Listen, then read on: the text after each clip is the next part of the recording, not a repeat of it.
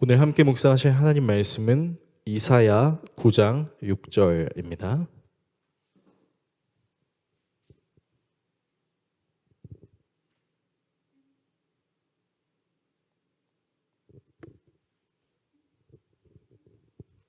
구약 성경 약 978페이지 정도에 있는 이사야 9장 6절의 말씀.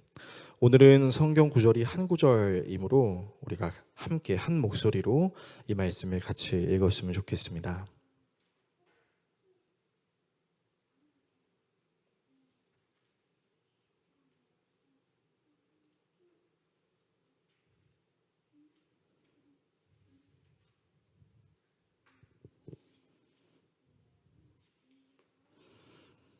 다 찾으신 줄로 알고 하나님 말씀 같이 읽겠습니다. 이는 한 아기가 우리에게 낳고 한 아들을 우리에게 주신 바 되었는데 그의 어깨에는 정사를 메었고 그의 이름은 기묘자라 모사라 전능하신 하나님이라 영존하시는 아버지라 평강의 왕이라 할 것임이라. 아멘. 오늘 여러분과 함께 모두를 위한 복음 21번째 시간, 예수님이 인간이시자 하나님이셔야만 하는 이유라는 주제로 하나님 말씀 같이 나누도록 하겠습니다. 지난주, 정확하게는 2주 전 여러분과 모두를 위한 복음 20주차, 신이라는 존재가 우리를 위해 하신 일이 무엇인가 라는 주제로 하나님 말씀을 나눴었습니다. 잠시 지난주 내용을 복습하자면 다음과 같은데요. 예수님을 전하기 위해서는 나 자신과 상대방이 예수님의 필요성을 확실히 느낄 수 있어야 하며, 예수님의 필요성을 알게 된다면 예수님을 믿기 위해서 무엇을 알아야 하는지도 고민해야 할 수 있고, 또 기독교는 헌신을 요구하는 다른 종교와는 다르게 하나님이 인간을 위해서 희생하시는 모습을 보여주며, 하나님은 우리를 구원해 주시기 위해 예수님의 살려달라는 기도를 외면하셨다라는 내용을 함께 나눴습니다. 그래서 오늘은 이 신이라는 존재가 우리를 위해 하신 일이 인간이 되신 것과 하나님이셨다라는 것을 살펴보려는 시간을 가지려고 해요. 자, 우리가 명확하게 알고 있는 것이 있습니다. 그것이 무엇이냐면 예수님이 우리의 죄 값을 대신 치르시기 위해 십자가에 달리셨다라는 것이죠. 그리고 이 이야기는 우리에게 감동적으로 다가옵니다. 나의 영원한 생명을 위해서 영원하신 존재가 나를 위해 목숨을 버렸다라는 것만큼이나 감동적인 이야기는 없을 것입니다. 또 인간 사회에서도 타인을 위해서 자신의 목숨을 버리는 것을 우리는 굉장히 숭고한 일이다라고 말하기도 하죠. 하지만 예수님은 또 다른 의미로는 하나님과 동일하신 본체이셨습니다. 그래서 예수님은 인간을 위해서 십자가에 대신 달렸다라는 이 이야기를 들었을 때 어떤 사람들은 이런 의문을 표시하는 경우도 있는 것 같아요. 어떤 의문을 표시하냐면요, 바로 이런 의문입니다. 꼭 하나님의 아들이신 예수님이 사람이 되셔서 죽으셔야만 했을까라는 의문입니다. 생각해 봅시다. 자, 하나님은 전능하신 분이고 이 하나님과 동일하신 예수님도 역시 전능하십니다. 그렇다면 굳이 예수님께서 십자가에 달리실 필요 없이 예수님이 거느리실 수 있는 그 천사나 아니면 다른 어떤 인간들에게 대신 십자가에 달리라고 명령하시면 되는 거 아닐까라고 우리는 생각할 수 있다는 것이죠. 왜 예수님께서는 굳이 사람이 되셔야 했고 왜 죽으셔야만 했을까라고 질문할 수 있을 것입니다. 오늘은 이 질문에 대한 명확한 답을 생각해보는 시간을 가지려고 합니다. 따라서 다음의 내용을 살펴보려고 하는데요. 먼저 예수님은 왜 인간이 되셔야만 하는가에 대해 살펴보겠습니다.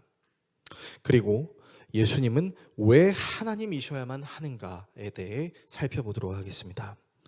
예수님이 왜 인간이 되셔야만 하는지, 예수님이 왜 하나님이셔야만 하는지, 이 두 가지 내용을 함께 살펴보고 기도하는 시간을 갖도록 하겠습니다. 첫 번째, 예수님은 왜 인간이 되셔야만 했을까입니다. 예수님이 인간이 되셔야만 하는 이유에 대해서 한번 생각해 봅시다. 예수님이 인간의 죽음의 문제를 해결하시기 위해 인간이 되셨다라는 것은 사실 어떤 측면에서는 매우 이성적이라고도 말할 수 있을 거예요. 왜냐하면 인간이 하나님께 불순종함으로 나타난 죄의 형벌은 사실 인간이 져야 되기 때문이죠. 물론 우리가 알고 있는 성경의 내용의 구약 시대에는 이스라엘 사람들이 자신의 죄의 문제를 해결하기 위해 흠이 없는 어린 양과 같은 제물을 가져다가 피와 내장을 빼고 각을 떠서 불태우는 제사를 드렸었습니다. 이걸 번제라고 우리가 이야기할 수 있는데요. 이 구약 시대 사람들이 번제를 드렸던 이유는 하나님께서 그렇게 제사를 드리라고 명령하셨기 때문이죠. 그 율법의 내용을 우리는 출애굽기와 레위기를 통해서 살펴볼 수 있습니다. 자, 그런데요, 이 제사에는 어떤 한계가 있었습니다. 그것이 무슨 한계였냐면 사람들이 이 제사를 드려야 되는 횟수가 정해지지 않았다라는 겁니다. 무슨 말이죠? 인간이 육신의 생명이 끝날 때까지 사실 모든 인간들은 이 번제를 구약시대 때 드려야만 했습니다. 왜일까요? 항상 죄를 짓는 존재이기 때문이었죠. 이들이 하나님을 믿는 믿음이 있기는 하지만 그 믿음과 별개로 이들은 언제든지 자기들의 믿음이 연약해질 수 있는 원죄의 영향력 아래에 있었기 때문입니다. 그렇다면 우리는 또 이렇게 생각해 볼 수 있을 것입니다. 그래, 인간이 그 번제를 얼마만큼 드려야 되는지에 대한 정해진 횟수가 없다라는 건 인간은 유한한 존재이기 때문에 차라리 인간이 아닌 하나님이 거느리고 계시는 천사 같은 존재가 그냥 형벌을 대신 받으면 안 되는 건가? 라고 우리는 생각할 수도 있을 것입니다. 하지만 엄밀히 따지면 죄는 인간이 지은 것이죠. 인간이 지은 죄를 천사가 대신 감당한다라고 말하는 것은 천사 입장에서는 좀 억울한 일이 될 수 있을 것 같아요. 왜요? 천사는 하나님의 말씀을 잘 따르는 존재이기 때문이죠. 하나님의 말씀대로 행하는 영적인 존재가 인간이 저지른 죄를 대신 감당한다는 것은 천사의 입장에서는 조금 억울할 수도 있다라는 것입니다. 자, 그렇다면 또 우리는 이렇게 질문할 수도 있을 것입니다. 자, 하나님께서 예수님을 인간의 옷을 입히실 필요가 없이 그냥 인간이 자기 죄값을 치르게 하면 되는 거 아닌가? 라고 말이죠. 그러나 이러한 질문 역시 명확한 답을 우리에게 줄 수는 없습니다. 왜냐하면 인간이 자기의 죄값을 치rum과 더불어 다른 사람들의 죄값을 치르는 것은 사실상 불가능하기 때문입니다. 왜죠? 모든 인간은 하나님 앞에서 죄인이 될 수밖에 없는 연약함과 악함을 가지고 있기 때문이죠. 그래서 사도 바울이 로마 교회 성도들에게 편지할 때 편지의 서두에 이런 내용을 적지 않습니까? 이 세상에 의로운 존재, 의로운 사람은 단 한 명도 없다라고 말이죠. 단순히 도덕적으로 훌륭한 사람이 없다라는 것을 이야기하고 싶은 것이 아니라 하나님 앞에서 죄의 문제로부터 자유로울 수 있는 사람은 단 한 명도 없다라는 것이죠. 자신의 죄의 영역을 벗어나는 것을, 그 죄의 값을 치르는 것만으로도 굉장히 버거울 수 있는 그 인간에게 다른 인간의 죄값을 대신 치루라라고 말하는 것은, 또 그것을 행하는 것은 사실상 불가능하다라는 것이죠. 그래서 하나님께서는 인간의 죄값을 치르게 하시기 위해서 똑같은 인간으로, 그런데 죄는 하나도 없으신 완벽하신 하나님과 같은 존재인 예수님을 우리에게 보내주신 것이라고 할 수 있겠습니다. 자, 이렇게 말씀드리면 어떤 분들은 이렇게 반박하실 수도 있을 것 같아요. 아니, 목사님, 세상에는 생각보다 죄를 짓지 않고 사는 깨끗한 사람들이 정말 많은데 어떤 측면에서는 교회에 다니는 사람보다 교회에 안 다니는 사람이 훨씬 더 선한 경우도 있는데 그런 사람들도 우리가 함부로 죄인이라고 할 수 있을까요? 라고 말이죠.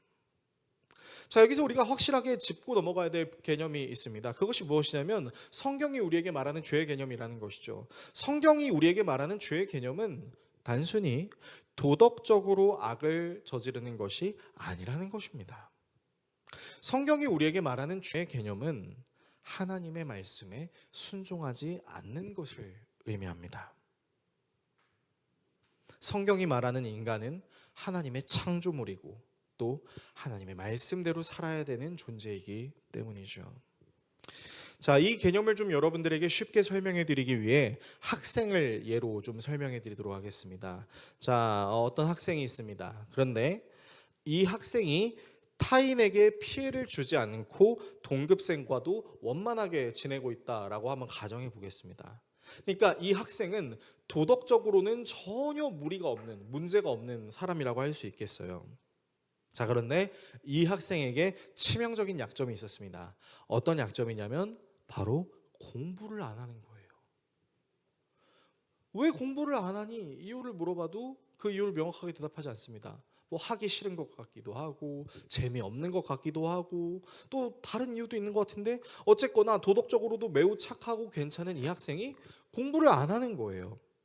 자, 그러면 매우 착하고 사람들에게 칭찬을 받을 성품을 갖고는 있지만 공부를 하지 않는 이 학생을 우리는 학생이라고 말할 수 있을까요?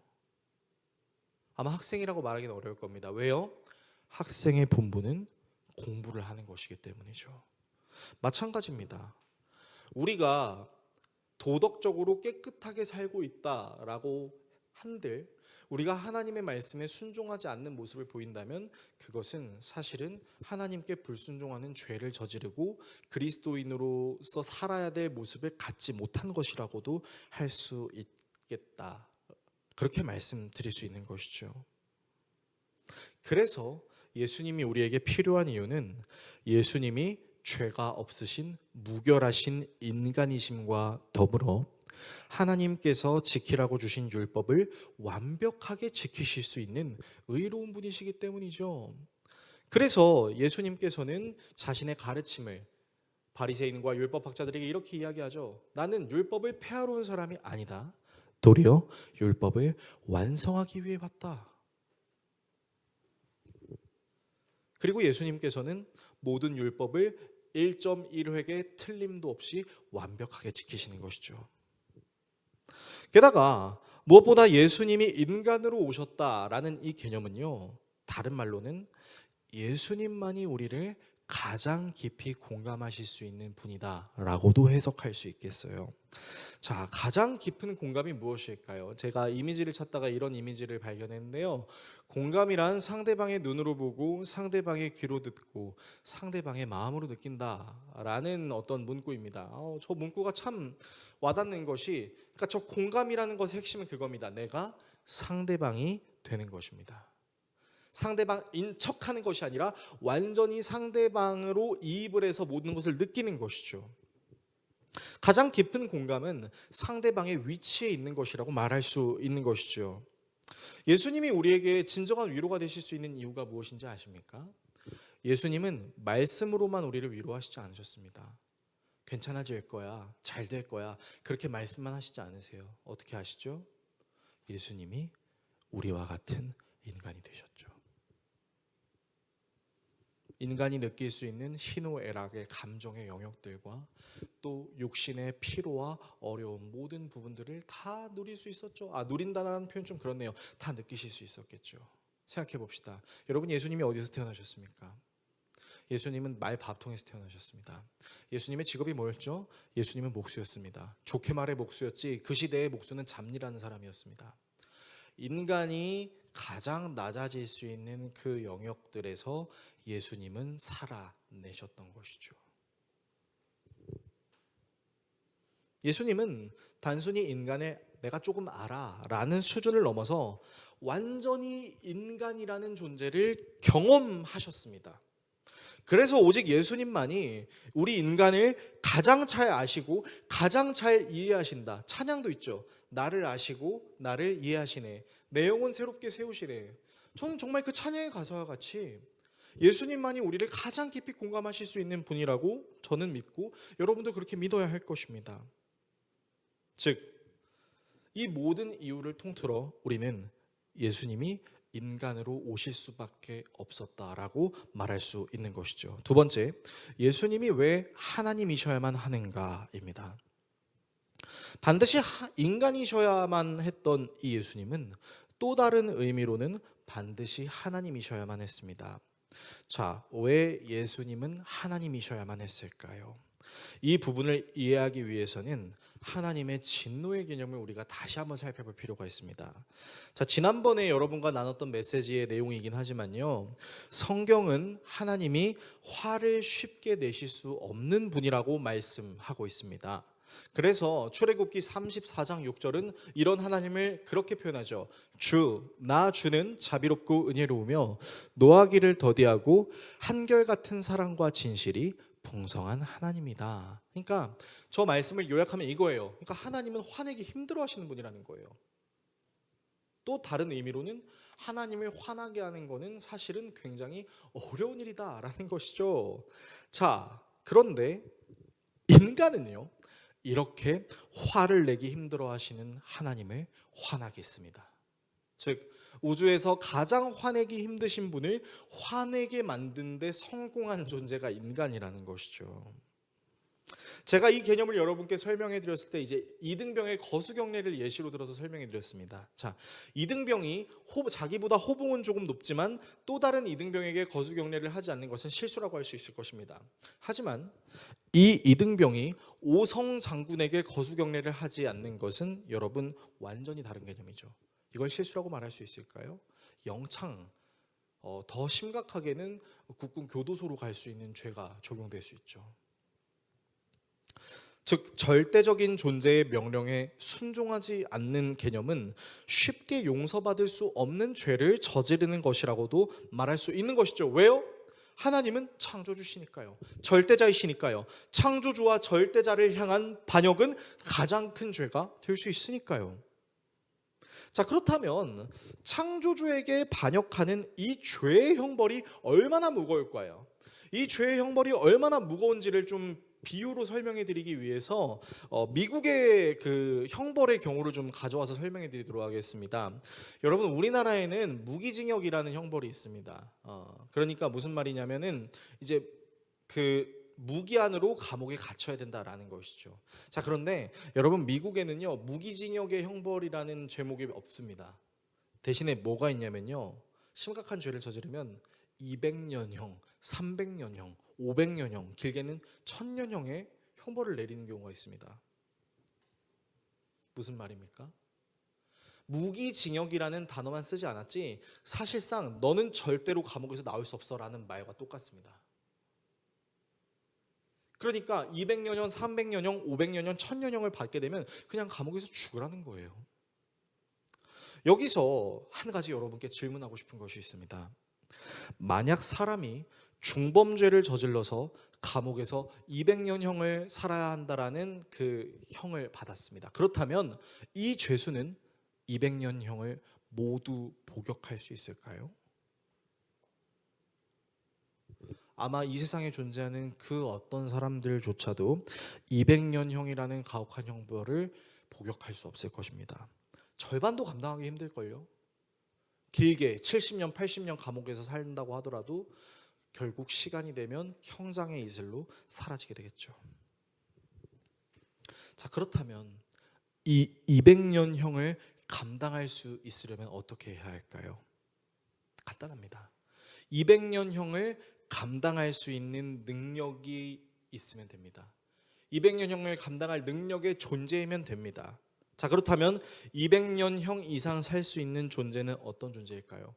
저는 이 자리에서 여러분께 딱 이렇게밖에 말씀 못 드리겠습니다. 하나님만이 가능하십니다. 인간은 200년형, 300년형, 500년형, 1000년형 다 감당할 수 없습니다. 하지만 하나님은 1000년이 하루 같고 하루가 1000년 같은 분이시죠.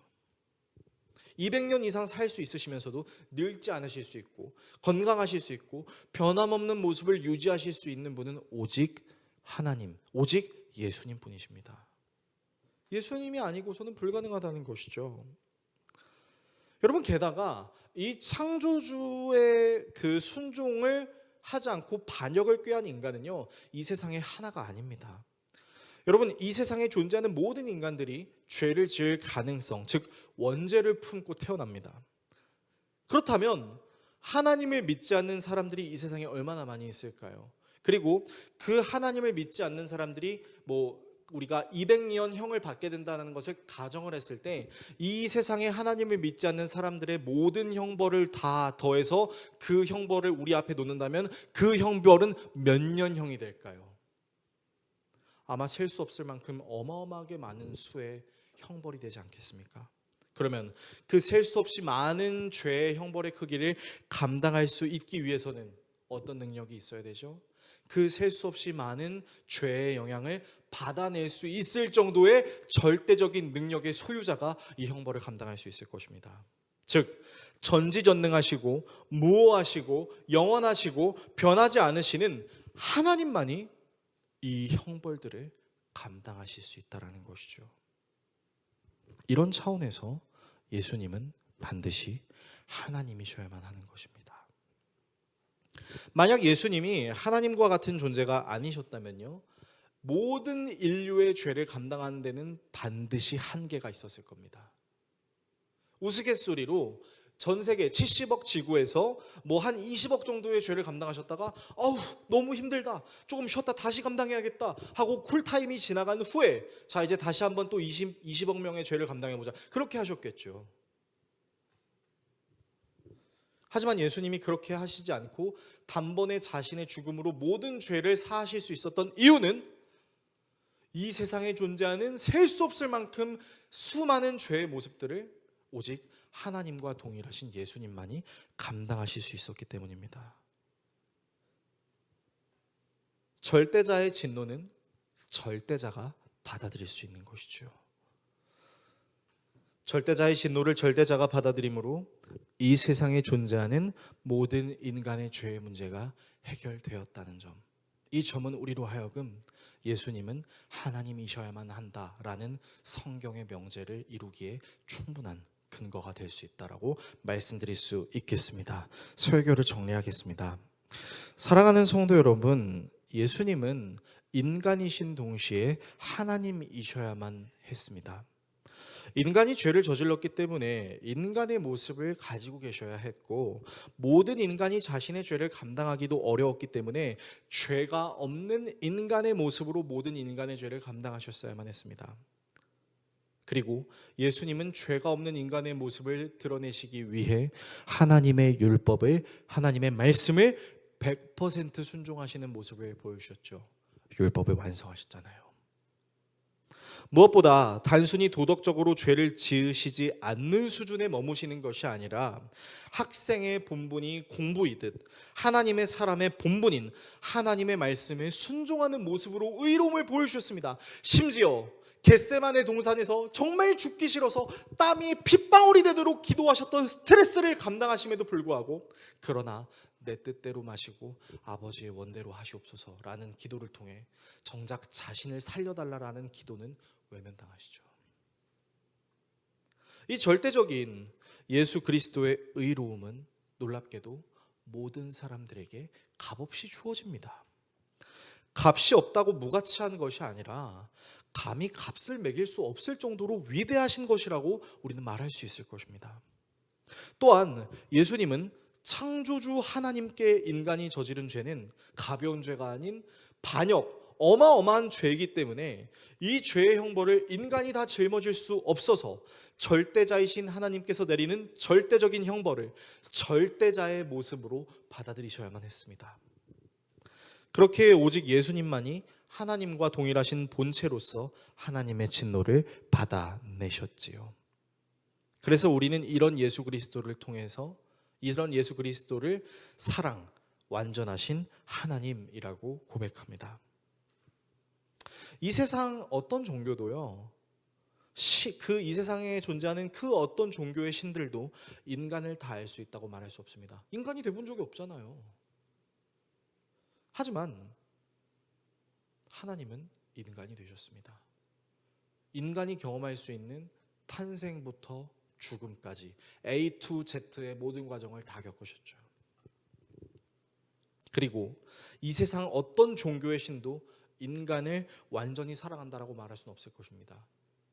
이 세상에 존재하는 종교의 신들은 인간에게 희생을 요구하잖아요. 하지만 하나님은 우리의 구원을 위해 하나님 자신이 희생하셨습니다. 바로 자신의 아들이신 예수 그리스도를 죽이심으로 말미암아. 예수님은 인간과 가장 공감하실 수 있는 똑같은 인간의 모습으로 모든 인간의 죄의 문제를 해결하시기 위해 희생하셨습니다. 그래서요, 성경은 이런 하나님을 가리켜 참 인간이자 참 하나님이라고 이야기합니다. 오늘 본문 이사야 9장 6절을 같이 읽어보겠습니다. 함께 읽습니다. 이는 한 아기가 우리에게 낳고 한 아들을 우리에게 주신 바 되었는데 그의 어깨에는 정사를 메었고 그의 이름은 기묘자라 모사라 전능하신 하나님이라 영존하시는 아버지라 평강의 왕이라 할 것임이라. 자, 말씀도 우리에게 이야기합니다. 예수님은 인간이셨다. 그리고 예수님은 하나님이시다라고 말이죠.